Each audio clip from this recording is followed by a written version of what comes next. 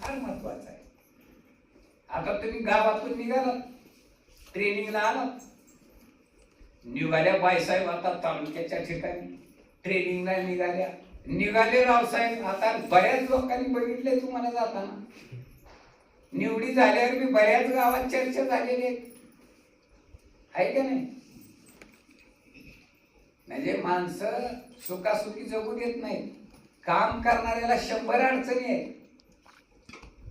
टीका करतील, टिप्पणी करतील, काय पण बोलतील, पण या समाजात टिकायचं असेल तर टीका होणार, लक्षात ठेवा.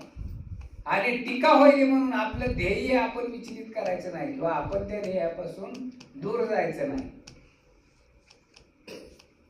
संत एकनाथ महाराज नदीला आंघोळीला गेले, आंघोळ करून आले आणि त्यांच्या अंगावर पिचकाऱ्या ठोकाव्या. पुन्हा त्यांनी जावं, पुन्हा आंघोळ करून यावी, पुन्हा पिचकारी मारावी, असं अनेक वेळा झालं.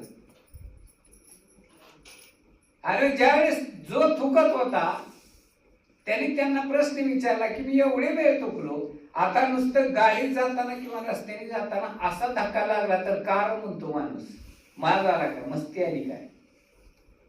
नुसतं सहन होत नाही असं, नुसतं धक्का लागलेला अनावधानानं. पण 5-50 वेळेस आंघोळ करून यावी आणि अंगावरती थुकी त्यांनी घ्यावी. आणि त्यानं ज्यावेळेस विचारलं की मी एवढे वेळेस अंगावर थुकलो, तुम्ही काहीच प्रतिक्रिया दिली नाही, काहीच उत्तर दिलं नाही, राग नाही तुम्हाला. आणि त्यांनी शांतपणे उत्तर दिलं की बाबा आज तुझ्यामुळं मला 50 वेळा गंगेचं स्नान झालं, तुझे मनापासून धन्यवाद आहे. आणि म्हणून एकनाथ महाराजांना शांती ब्रह्म एकनाथ महाराज म्हणतात. शांतीचं रूप आहे ते. आणि म्हणून निसर्ग आणि संत हे काय शांतीचं रूप आहे. मग आपण त्यांच्याकडून काय घेतो? सगळं मनात अशांतीच आहे. मग गावचा विकास करणं हे काय साधी गोष्ट नाही. आणि गावचा विकास करण्यासाठी चांगली माणसं निवडणं म्हणजे काय आहे तर गारगुटीत म्हणजे भगरीत गारगुटीचे खडे वेचण्यासारखं काम आहे. बगरीचा आणि गारगुटीच्या खड्याचा कलर सारखाच असतो, ओळखू येत नाही ते. ज्यावेळेस ती महिला बिचारी माऊली भात शिजू घालते, प्रेमानं वाढते एखादं आहे म्हणून, आणि बाबा तो वारकरी असेल किंवा कोणी उपास धरलेला असेल खायला लागतो, आणि त्या दाढ खाली कर्र दिशी ज्यावेळेस लागतं त्यावेळेस कळते की यात खडा होता.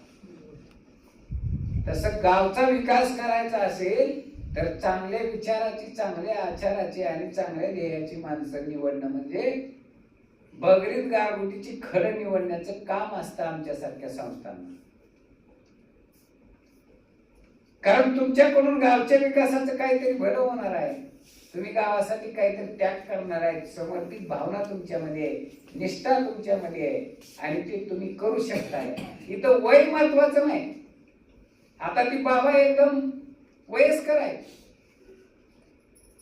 त्यांचं वय झालेलं असलं, ह्या बाबांकडे वय झालेलं असलं तर त्यांच्याकडे जे असलेला अनुभव आहे तो महत्वाचा आहे. त्यांच्याकडे जे असलेलं ज्ञान आहे ना ते आपल्याला महत्वाचं आहे. जे तरुण आहेत ना त्यांच्यामध्ये खुमखुमी आहे, त्यांच्यामध्ये ताकद आहे, शक्ती आहे, ती आपल्याला महत्वाची आहे. ज्ञान आणि शक्ती ज्यावेळेस एक होते त्यावेळेस कुठलंही कार्य अयशस्वी होत नाही. ते सक्सेसच होतं, ते ना यशच मिळतं. म्हणून बाप काय करतो, बापाच्या पायाचं चप्पल पोराला यायला की बाप बरोबर शिवळ काढतो आणि पोराच्या खांद्यावर देतो. हे संकेत असतात, दंडक असतं की आता पोरगा आपल्या हाताला आलंय, शहाणा झालंय. शहाणा बाप लगेच त्याच्यावरती जबाबदारी देतो आणि तो मार्गदर्शकाच्या भूमिकेत राहतो आणि त्याला ज्ञान देत असतो. आणि त्या ज्ञानावर आणि त्या संस्कारावर ते पोरग बापासारखं काम करायला. म्हणून गाव विकास करत असताना टीका टिप्पणी किती होऊ द्या त्याचा विचार करू नका. आपल्या मनात गावच्या प्रती चांगली भावना आहे, आपल्या मनामध्ये सर्व जाती धर्मांच्या प्रती आपल्या मनामध्ये प्रामाणिक विचार आहे, तळमळ आहे, तिथं कोणालाच भिवू नका. आणि असे कोण आडवे येत असतील तर माझ्यासारख्याला गावात बोलवा, आमच्याकडे लय हत्यार आहेत सरळ करायचे. आज आपण गावचा विकास नाही केला तर पुढच्या पिढीला आपण काय देणार आहोत?